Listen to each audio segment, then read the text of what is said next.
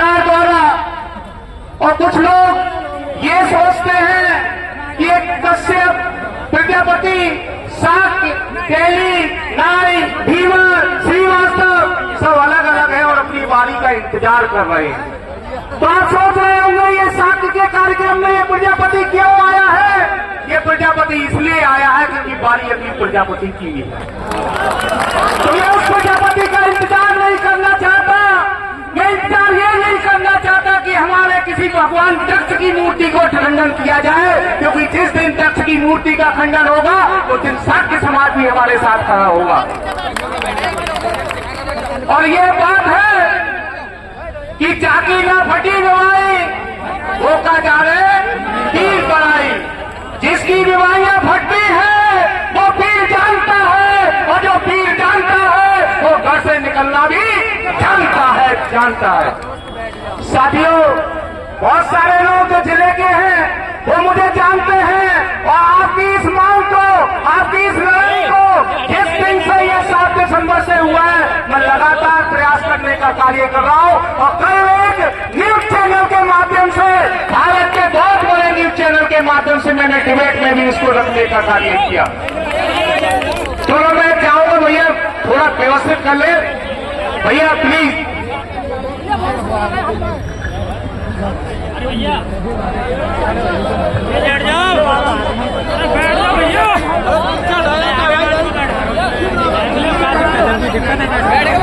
हो गई है अपील, तरवसी पिघलनी चाहिए, इस हिमालय से नई गंगा निकलनी चाहिए। मेरे सीने में ना सही, तेरे सीने में सही, आग जलनी चाहिए, आग जलनी चाहिए। साथियों, बड़ा दुख की बात है, जिस दिन से ये घटना हुई है मैं कई बार रोया हूं। रोया इसलिए बात में हूं कि आज शाक्य समाज हिंदू नहीं है। ये 11 साल से भारत के अंदर और 7 सालों से उत्तर प्रदेश के अंदर हिंदूवादी सरकार चल रही है, और हिंदू खतरे में है, हिंदू खतरे में है कह करके हम लोगों को डरा करके वोट लिया जा रहा है। बार बार जब चुनाव आते हैं, शाक्य समाज के लोग, प्रजापति समाज के लोग, कश्यप समाज के लोग हिंदू बन जाते हैं, और इस भारतीय जनता पार्टी को वोट दे करके अपनी सरकार बनाने का काम करते हैं। करते या नहीं करते हैं? मेरी शाक्य समाज में, क्योंकि मेरा घर शाक्य समाज में जिस पर 950 लोग रहते हैं, वहां पर मेरा घर है, मेरा जन्म वहां पर हुआ, मेरा रहना सहना पीना खाना उनके साथ में है। इसलिए मैंने देखा है कि जब जब चुनाव आता है वो लोग बन जाते हैं। मैं कहता हूं उनसे, ये दौरी नीति छोड़ दो, एक हाथ में हिंदू भागना वोट और दूसरे हाथ में कांवड़ यात्रा छोड़ दोगे, उसी दिन आपका कल्याण होगा। दोनों काम एक साथ नहीं कर सकते। अम्बेडकर को मानते हो तो मंदिरों को छोड़ दो, बुद्ध को मानते हो तो मंदिरों को जाना छोड़ दो। ये दौरी नीति नहीं चल सकती। बुद्ध को भी मानते हो और मंदिरों में भी जाते हो तो ये नहीं चल सकता। बुद्ध को मानते हो, कांवड़ यात्रा को जाते हो, ये नहीं चल सकता। बुद्ध को मानते हो और पूर्णमासी नहाने जाते हो, अमावस्या नहाने जाते हो, और एक नई यात्रा चल गई है निशान यात्रा करने जाते हो, तो ये नहीं चल सकता। साथियों, अभी राघव जी कह रहे थे, गम भैया कह रहे थे, और माननीय भंते जी ने कहा था कि अगर 21 तारीख तक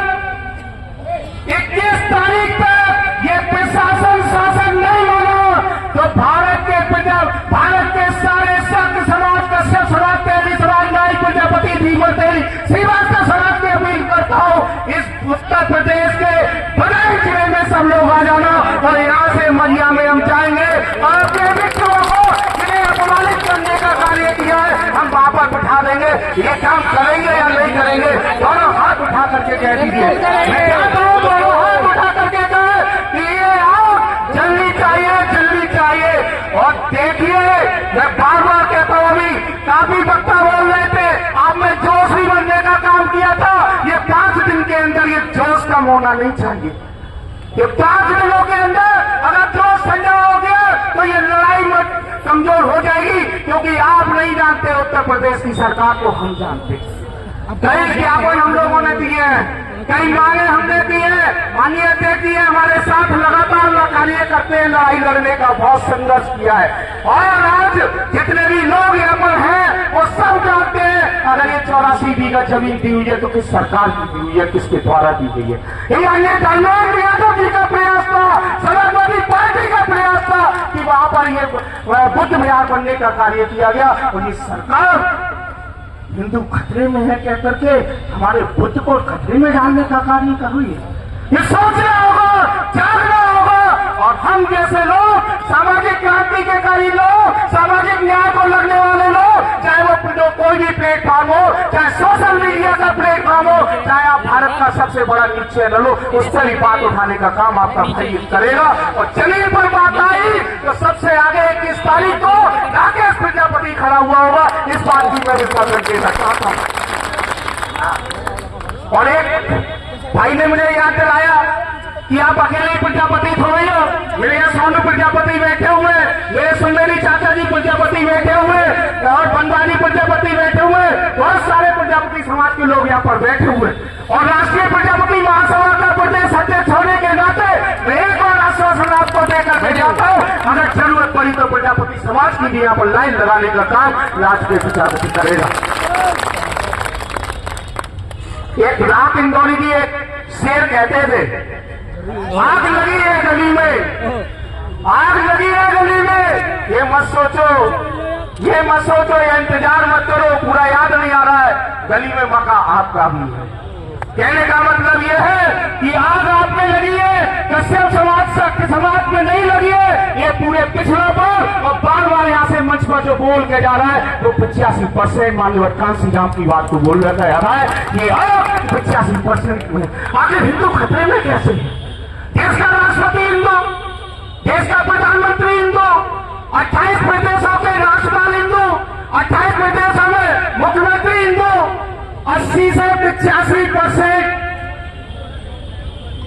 डीएम हिंदू, एसएसपी हिंदू, फिर भी हिंदू खतरे में, हिंदू खतरे में नहीं है, बल्कि उन लोगों की कुर्सी खतरे में है जो आप लोगों को पर व्यवस्था के तहत, मनवादी व्यवस्था के तहत आपको शासन करना चाहते हैं और शासन किया है और लगातार शासन करने का काम करती है।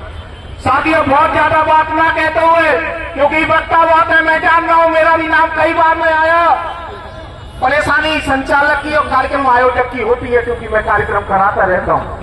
बाद में इनके कुर्ता भी खींचे जाएंगे। साथियों, हाथ जोड़ता हूं, इनके कुर्ता मत खींचना। क्यों खींचे जाएंगे? मैं जानता हूं क्यों खींचे जाएंगे कि मेरा मंच से नाम नहीं बोला। मुझे मंच पर जैसे हम भाई कह रहे थे, बड़ी अच्छी बात कही। मेरा फिर निवेदन करूंगा, एक बार हमारे जो उसके लिए कार्यक्रम सजा है, जिनकी आन बान शान के साथ इस सरकार ने खिलवाड़ की है, उन्हें दिखना चाहिए, वो लोग दिखते रहे।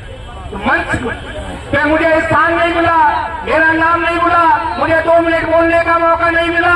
ये सब चीज छोड़ दीजिए, क्योंकि जिस दिन ये चीज आप लोगों ने छोड़ दी, आपने हक और अधिकार के खिलाफ कोई लड़ने के लिए आपको जरूरत कहने की नहीं पड़ेगी।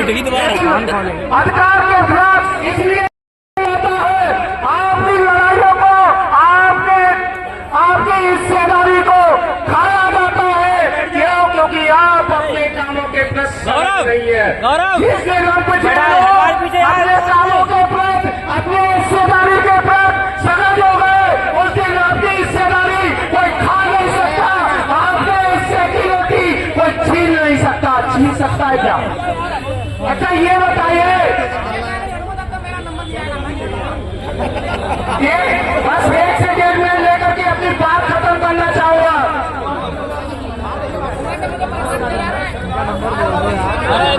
सरदार जी को भैया बुलवाने बहुत देर से परेशान है। मैं एक बात कह करके अपनी बात को खत्म करना चाहूंगा। साथियों, आखिर कब तक अपनी बारी का इंतजार करोगे? 2014 में आपसे कहा गया था, 2017 में कहा गया, 2022 में कहा गया, 2024 में कहा गया। 4 हाथी हैं या 4 घोड़े हैं, उन 4 घोड़ों में कोई न कोई कमी है। आप बताइए, किसी का 1 पैर खराब है, किसी के 2 पैर खराब है, किसी के 3 पैर खराब है, किसी के 4 पैर खराब है। तो आप बताइए, किस घोड़े को चुनाव करेंगे? जिसके 4 पैर खराब है या जिसका 1 पैर खराब है? निश्चित रूप से आप उसका चुनाव करेंगे जिसका 1